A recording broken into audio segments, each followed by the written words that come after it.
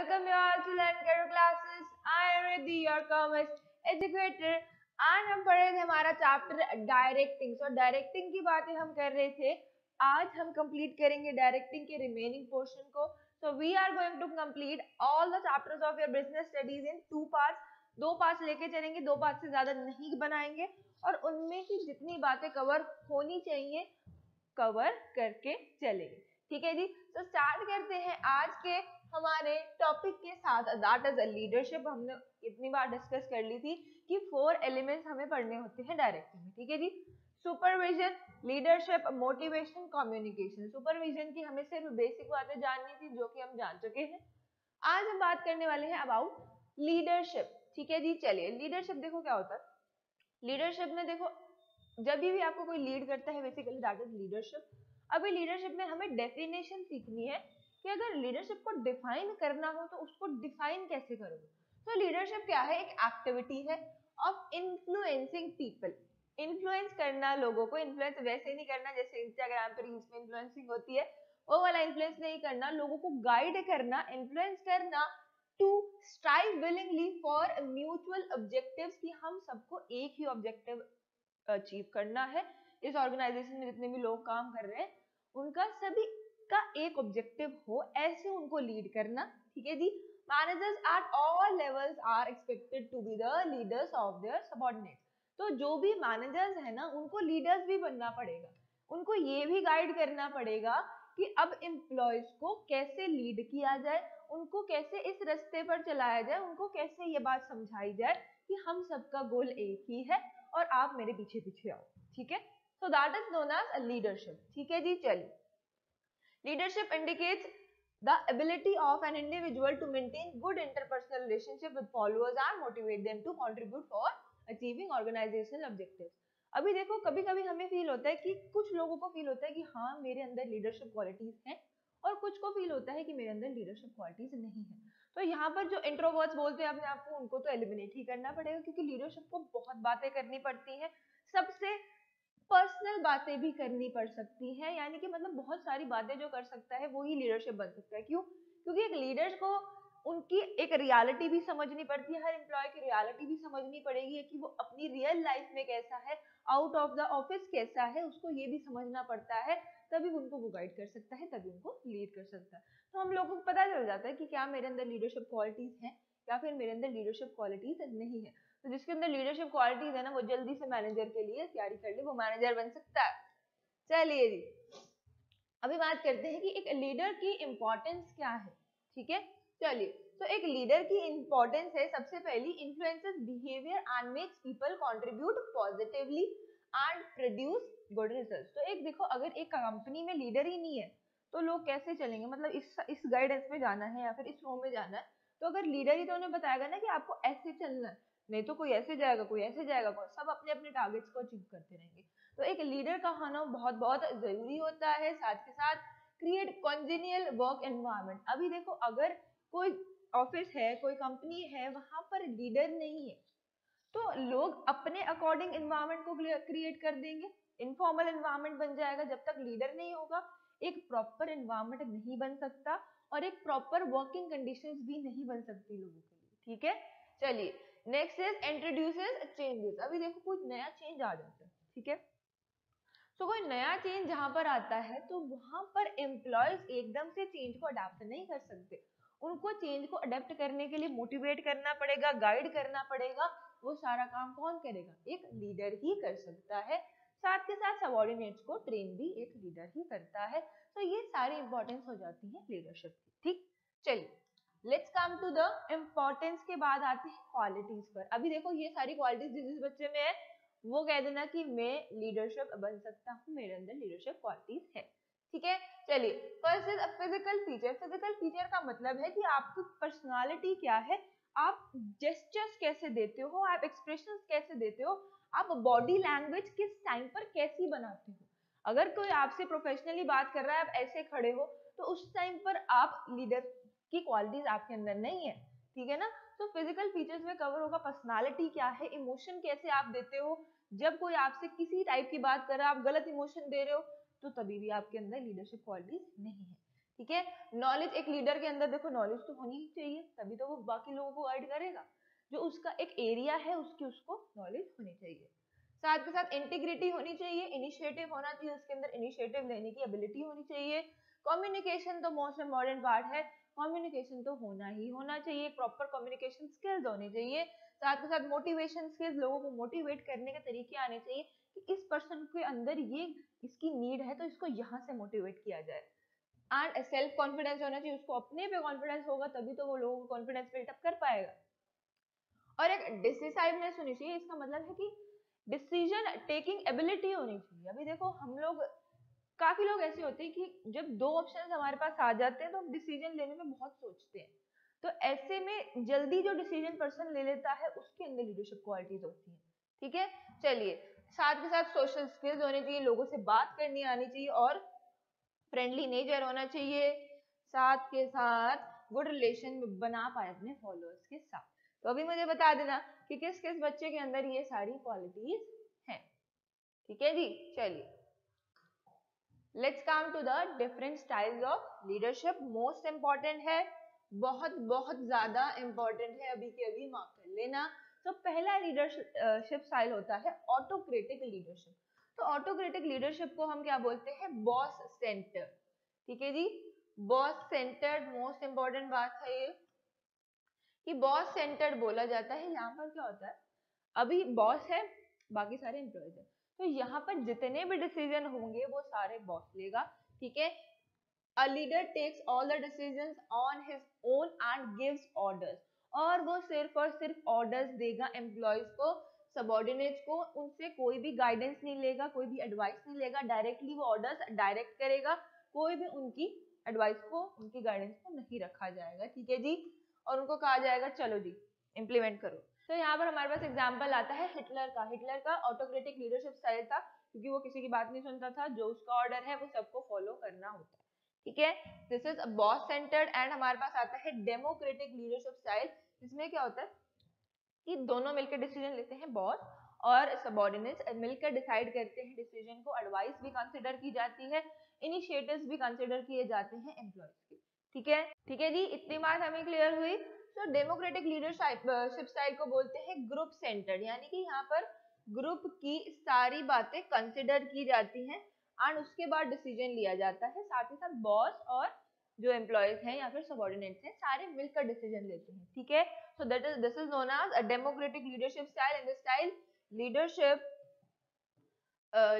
a leader takes decision after consulting with the subordinates and encourages them to participate in decision making. ठीक है, and एक हमारे पास आता है laissez-faire लीडरशिप। यहाँ पर क्या होता है, बॉस की कोई भी बात नहीं सुनता, बस बॉस एक गाइड की तरह एक्ट करता है और एक ऑब्जर्वर की तरह एक्ट करता है। सारे के सारे डिसीजन कौन लेता है, सबॉर्डिनेट। तो यहाँ पर क्या नाम हो जाएगा, सबॉर्डिनेट सेंटर्ड होता है हमारे पास laissez-faire स्टाइल। तो ये जो इनके सेकंड नेम्स है, दीज आर आल्सो इंपॉर्टेंट, साथ के साथ ये टॉपिक भी इंपॉर्टेंट हो जाता है। डायरेक्टिंग में से बहुत सारी इंपॉर्टेंट बातें निकल कर आएंगी। चलिए जी, इतनी बात हमें क्लियर होती है। Let's come to the communication.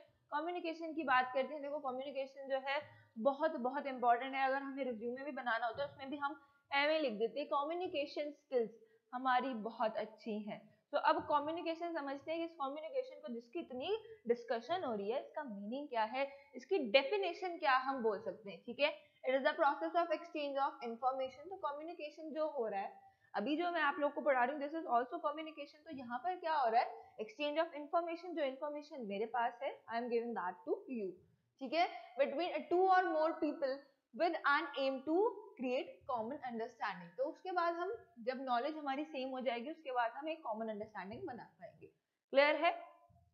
अगर हम बात करें एलिमेंट्स ऑफ कम्युनिकेशन प्रोसेस, तो कम्युनिकेशन प्रोसेस में क्या क्या आता है और उसके एलिमेंट्स क्या है, प्रोसेस क्या है, लेट्स कम टू दैट। तो सबसे पहले क्या होता है, सेंडर है जो एक मैसेज भेजता है। अगर आप बात करो अपनी व्हाट्सएप चैट की, तो उसमें किसी पर्सन ने आपको मैसेज करा तो वो सेंडर हो गया। उसके बाद आपने वो मैसेज को रिसीव किया, उसमें मैसेज में उसने वो बात लिखी है या फिर वो इंफॉर्मेशन लिखी है जो वो आपको देना चाहता है। उसके बाद एनकोड किया जाएगा। ठीक है, अभी एनकोड का मतलब है कि वो मैसेज लैंग्वेज में आपको टाइप करके देगा वो वाली बात। उसके बाद मीडिया, जो भी मीडिया हम यूज कर रहे हैं, व्हाट्सएप यूज कर रहे हैं, इंटरनेट यूज कर रहे हैं, that will be called as media. या फिर अगर हम कंसिडर करें ये जो हमारा क्लास चल रही है इसमें YouTube will be considered as the media of your information. उसके बाद डिकोड करेगा, वो अपनी लैंग्वेज में उसको समझेगा कि ये क्या कहना चाह रहा है। उसके बाद he will receive the message, उसके बाद वो रिप्लाई करेगा, फीडबैक आएगा। फीडबैक के बाद कुछ नॉइज भी हो सकती है। नॉइज का मतलब है कि कोई भी डिस्ट्रक्शन या फिर ऑब्स्ट्रक्शन जो बात करने के बीच में आ जाता है, हिंड्रेंसेस आ जाते हैं, ऑब्स्ट्रक्शन आ सकता है। अगर व्हाट्सएप चैट की बात करें तो उसमें क्या हो सकता है कि नेट स्लो हो गया, मैसेज जा ही नहीं रहा, या फिर ऑटो करेक्ट हो गया, मैंने लिखा कुछ था वो ऑटो करेक्ट होकर कुछ और पहुंच गया। तो नॉइज का मतलब है जो भी ऑब्स्ट्रक्शन या फिर कोई भी इशू, हिंड्रेंस कोई भी अराइज हो जाता है हमारे कम्युनिकेशन के बीच में, दैट विल बी नॉइज। ठीक, क्लियर है ये बात? हमें ये प्रोसेस हमें याद करना है। अगर एलिमेंट्स आ जाते हैं तो फीडबैक के एलिमेंट्स हो जाते हैं। ये पूरा का पूरा प्रोसेस हमें ऐसे के ऐसे याद करना है। ठीक है जी, इजी है। सेंडर के बाद मैसेज, मैसेज को वो एनकोड करेगा, एनकोड के बाद हम देखेंगे कौन से मीडिया के थ्रू है, फिर उसके बाद डिकोड हो जाएगा, फिर द रिसीवर कम्स एंड उसके बाद हमारे पास आता है फीडबैक। फीडबैक के बाद हमारे पास एक पॉइंट बचता है नॉइज का। चलिए let's come to the further part. अब देखो क्या होता है, कम्युनिकेशन की इंपॉर्टेंस क्या है, हमें कम्युनिकेशन जरूरी क्यों है। तो यहाँ पर अगर हम ना भी पढ़ाई करें, इस टॉपिक को ना भी पढ़ें, तो अपनी रियल लाइफ से कंसिडर करके देखें कि इंपॉर्टेंस क्या है कम्युनिकेशन की। तो सबसे पहले आ जाता है कि बेसिस ऑफ कोऑर्डिनेशन। अगर किसी भी पर्सन के साथ हमें कोऑर्डिनेट करना है, मान लो कि आपको फ्रेंड के साथ बाहर भी जाना है, तो आपको उसको पहले मैसेज करना पड़ेगा, उसके साथ कोऑर्डिनेट करना पड़ेगा। वो बोलेगा कि मैं इस टाइम फ्री हूँ, तो इस टाइम फ्री है, तो हम दोनों मिलकर एक कॉमन टाइम बनाएंगे। तो यहाँ पर क्या है, तो ये सारा काम कैसे होगा, कम्युनिकेशन के थ्रू होगा। मैं उसको कॉल करूंगा या करूंगी, या फिर मैं उसको मैसेज करूंगी कि आप बताओ तो किस टाइम फ्री है। तो यहाँ पर कम्युनिकेशन क्या एक्ट करता है, as a basis of coordination. साथ के साथ smooth working of an enterprise हो पाती है। अगर हम फर्म में जाए, कंपनी में जाए, तो अगर कम्युनिकेशन प्रॉपर रहेगा तो वर्किंग जो है एंटरप्राइज की चलती रहेगी अच्छे से। अगर किसी सबऑर्डिनेट को कोई प्रॉब्लम आ रही है, तो जब तक वो अपने मैनेजर्स के साथ वो डिस्कस नहीं करेगा तो वो प्रॉब्लम वैसे की वैसे ही रहेगी। तो आपको कम्युनिकेट करना पड़ेगा कि ये काम में मुझे ऐसे प्रॉब्लम आ रही है। साथ के साथ बेसिस ऑफ डिसीजन मेकिंग। अभी डिसीजन मेकिंग किसी चीज के रिगार्डिंग कैसे हो सकता है, इतनी बड़ी बड़ी जो मीटिंग्स होती है उसमें क्या होता है, कम्युनिकेशन ही तो होता है। पीपीटीज प्रेजेंट किए जाती हैं, आपस में डिस्कशन होता है। तो वो डिस्कशन कैसे हो रहा है, अपने आप ऐसे बैठ के तो नहीं आ जाते सब लोग वहां पर, कोई ना कोई बोलता है, डिस्कशन होता है, पीपीटी शेयर होती है, रिपोर्ट शेयर होती है। तो रिपोर्ट्स को भी आप कम्युनिकेशन का तरीका ही मानोगे, और जो कम्युनिकेशन जो बात करके किया जाएगा that will be also communication को कंसीडर करेंगे आप उसको भी। ठीक है, next is increases managerial efficiency. अब मैनेजर की भी एफिशिएंसी बढ़ती है कम्युनिकेशन से। साथ ही साथ कोऑपरेशन एंड इंडस्ट्रियल पीस। अगर कम्युनिकेशन अच्छा रहेगा तो कोई भी कॉन्फ्लिक्ट्स नहीं होंगे, आपस में अंडरस्टैंडिंग बनी रहेगी। ये अगर हम रियल लाइफ में भी करते हैं, फैमिली में भी, तभी तो कोऑपरेशन बनता है जब हम बात करते हैं, ठीक है, या कम्युनिकेट करते हैं। इफेक्टिव लीडरशिप, एक लीडर के पास कम्युनिकेशन होना बहुत जरूरी है। वो जब कम्युनिकेट करता है तभी तो वो लोगों को लीड और इन्फ्लुएंस कर पाता है। अब उनको इन्फ्लुएंस कैसे करेगा, बता कर करेगा, उनको रिपोर्ट्स देकर करेगा, उनको समझा कर करेगा, मीटिंग्स लेकर करेगा। तो communication plays a vital role. ठीक है, boost morale and provides motivation. अगर मैनेजर जो है सेटिस्फाई करता है एम्प्लॉयज को, उनकी नीड्स को समझता है, उनके मोटिव्स को समझता है, तो उनका भी मोरल बूस्ट होता है, वो भी खुश रहते हैं। ठीक है ना, एब्सेंटिज्म भी कम होगा अगर वो खुश रहेंगे तो। अभी देखो नेक्स्ट पार्ट हमारे पास आता है कि कम्युनिकेशन किन टाइप का हो सकता है। एक तो फॉर्मल कम्युनिकेशन, दूसरा इनफॉर्मल कम्युनिकेशन। अभी देखो मान लो कि आपने कोई फॉर्म ज्वाइन करा, उसमें आपने अपने फ्रेंड के साथ फॉर्म ज्वाइन करा, तो जब आप बाकी लोगों से बात कर रहे हो उनसे आप फॉर्मली बात करोगे। तो इनफॉर्मल बात करोगे उससे, जैसे हम इनफॉर्मली बात करते थे बाहर, वैसे आप इनफॉर्मली उससे बात करोगे इन ऑफिस भी। तो यहाँ पर अगर हम बात करें तो फॉर्मल कम्युनिकेशन की क्या क्या हमें बातें पढ़नी है और इनफॉर्मल कम्युनिकेशन की क्या क्या बातें पढ़नी है, लेट्स कम टू दैट। साथ के साथ ये इम्पोर्टेंट भी हो जाता है।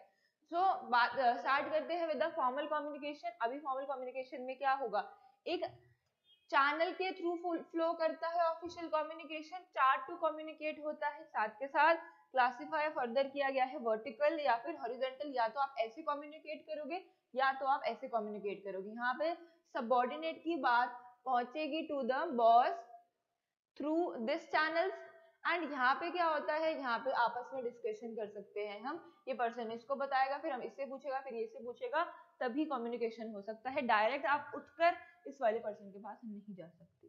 This is known as formal communication. ऐसे होता है प्रॉपर फॉर्मल कम्युनिकेशन। ठीक है, चलिए अभी देखो फॉर्मल कम्युनिकेशन के नेटवर्क हमारे पास क्या क्या निकल कर आते हैं। तो सबसे पहला हमारे पास आता है single chain network. Single chain network में क्या है कि ई को कोई बात करनी है तो उसने डी को बोला, डी ने सी को बोला, सी ने बी को बोला और ए को बोला, ठीक है। ऐसे ही ये डाउनवर्ड्स भी जाएगी। और एक होता है व्हील। व्हील में क्या होता है कि यहाँ पर ए इज द बॉस और ये सारे सबऑर्डिनेट्स हैं, ये आपस में एक दूसरे से बात नहीं कर सकते। E will directly talk to A, D will directly talk to A, C will directly talk to A और B भी सीधा A से ही बात करेगा। ये आपस में ये वाला कम्युनिकेशन नहीं हो सकता, ठीक है।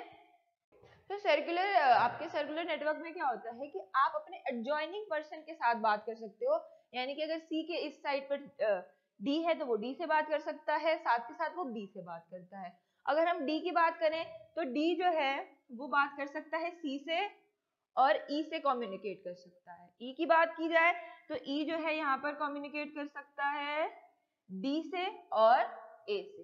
तो आप अपने एडजॉइनिंग पर्सन के साथ कम्युनिकेट करते हो in this network. Next is your free flow, जहां पर आप किसी से भी कुछ भी कम्युनिकेट कर सकते हो, that will be known as free flow network. Inverted V सबसे इंटरेस्टिंग नेटवर्क है, यहाँ पर आप अपने दो सुपीरियर से बात कर सकते हो। जो सी है उसका सुपीरियर बी है, वो या तो उससे जाकर बात कर सकता है या फिर सी सीधा ही ए से बात कर सकता है, ठीक है। अब डी की बात की जाए तो डी बी से बात कर सकता है और डी डायरेक्टली जाकर ए से बात कर सकता है, यानी कि अपने सुपीरियर और उस सुपीरियर से भी बात कर सकता है, बट सी और डी आपस में कम्युनिकेट नहीं कर सकते। So this will be known as inverted V. तो यहाँ पर वो अपने दो सुपीरियर से बात कर पाते हैं, ठीक है। ये क्लियर होता है हमें? इंटरेस्टिंग था ना ये। चलिए इनफॉर्मल कम्युनिकेशन की बात करें तो इनफॉर्मल कम्युनिकेशन में क्या होता है, communication between employees who are not officially related to each other is called informal communication. मान लो आपके फ्रेंड ने कोई फॉर्म ज्वाइन कर लिया आपके वाली, तो उससे तो आप कभी भी फॉर्मली बात नहीं कर सकते, ठीक है जी। और इनफॉर्मल कम्युनिकेशन में कौन सी बातें आएंगी, जो रेलिवेंट बातें नहीं है, यानी कि फॉर्म की डिस्कशन की बातें नहीं है, आपके गोल्स के रिगार्डिंग बातें नहीं है, जो एमएसी बातें होती हैं वो सारी आ जाती है इनफॉर्मल कम्युनिकेशन में। Let's come to the grapevine network. Grapevine network is also informal communication को ग्रेपवाइन नेटवर्क भी कहा जाता है। नेटवर्क्स की बात करें तो नेटवर्क्स हमारे पास आते हैं सिंगल स्ट्रैंड नेटवर्क। तो यहाँ पर मतलब कि कोई गॉसिप है, यानी कि कोई ऐसी बात है जो हमें र्यूमर फैलाना है उसका, तो र्यूमर्स कहाँ पे होते हैं, इनफॉर्मल कम्युनिकेशन में। तो यहाँ पर ये पर्सन जो है बात स्टार्ट करेगा, यानी कि उस गॉसिप को, उस र्यूमर को स्टार्ट करेगा, ये यहाँ से यहाँ स्प्रेड होगी, देन यहाँ स्प्रेड होती जाएगी, स्प्रेड होते होते सबको पता चल जाएगी। या फिर हो सकता है गॉसिप नेटवर्क। अब गॉसिप नेटवर्क में क्या होता है, इस पर्सन के पास कोई गॉसिप थी, देन इस पर्सन ने यहाँ पर भी बता दी, यहाँ पर भी बता दी, यहाँ पर भी बता दी, यहाँ पर भी बता दी और यहाँ पर भी बता दी, ठीक है। एंड एक होता है probability network. So probability network में क्या होता है कि यहाँ पर एक पर्सन के पास कोई गॉसिप थी या फिर कोई ऐसे र्यूमर था, वो उसने इस पर्सन को बता दिया, ठीक है। अब इस पर्सन के जितने भी फ्रेंड्स थे उसने उनको बता दिया, तो यहाँ पर ये ऐसे हो गया। फिर ये वाले पर्सन के जितने फ्रेंड्स थे उसने उसको बता दिया। So this is the probability network. Let's come to the cluster network. Cluster network में क्या होता है, क्लस्टर नेटवर्क में इस पर्सन के पास कोई ऐसी गॉसिप थी जो किसी को नहीं पता थी, तो इस पर्सन ने क्या करा, अपने ट्रस्टेड पर्सन को ये वाली बात बताई, यानी कि इन दोनों को ये वाली बात। जब अपने ट्रस्टेड लोगों को आप बताते हो, यानी कि आपके फ्रेंड्स हैं, बहुत टाइम से आप उनको जानते हो, वो ट्रस्ट करते हो, तो जब अपने ट्रस्टेड वंस को कोई बात बताते हैं, इनफॉर्मल बात, so that is known as cluster network. तो हमें यहाँ पर कम्युनिकेशन की बातें समझ आई, कैसी लगी ये बातें, इंटरेस्टिंग थी, कुछ नया पढ़ने को मिला हमें। चलिए तो यहाँ पर आपका चैप्टर एंड होता है। डायरेक्टिंग मोस्ट इंपॉर्टेंट बातें हमने कर ली हैं, जो फर्दर आपके एक्सपेंडेड डिस्कशंस हैं, यानी कि एक्सपेंडेड रीडिंग है, वो एनसीईआरटी से एक बार कर लेना। बाकी इंपॉर्टेंट बातें जो समझने की थी वो सारी आपको यहाँ पर क्लियर हो जाती है, यहाँ पर खत्म हो जाती हैं। तो आज का सेशन, आज की बातें एंड होती हैं यहाँ पर। लर्न करो ऐप आप सभी डाउनलोड कर सकते हैं फॉर दुनिया के best notes, and Telegram group भी आप सभी ज्वाइन कर सकते हैं फॉर मोर अपडेट। एंड आज की बातें एंड होती हैं यहाँ पर।